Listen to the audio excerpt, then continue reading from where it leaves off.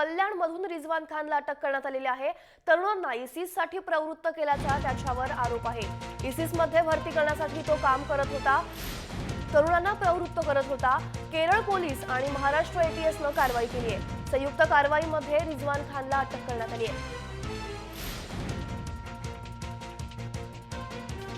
तरुणांना इसिस मध्ये भरती करण्यासाठी हा प्रवृत्त करत होता। केरळ पोलीस आणि महाराष्ट्र एटीएसने ही कारवाई केली आहे।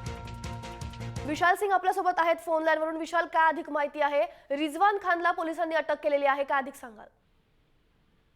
ज्योती, आपल्याला माहिती आहे की केरळमधून एकूण 19 तरुण इसिसला जॉईन झाले अशी माहिती समोर आली आहे आणि 21 तरुण बेपत्ता आहेत।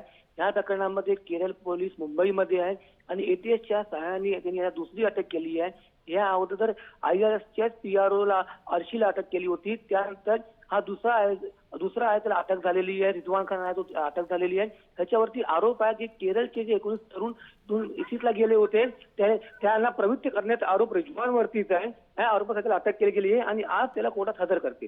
धन्यवाद विशाल, तुम्ही दिलेल्या या माहितीसाठी।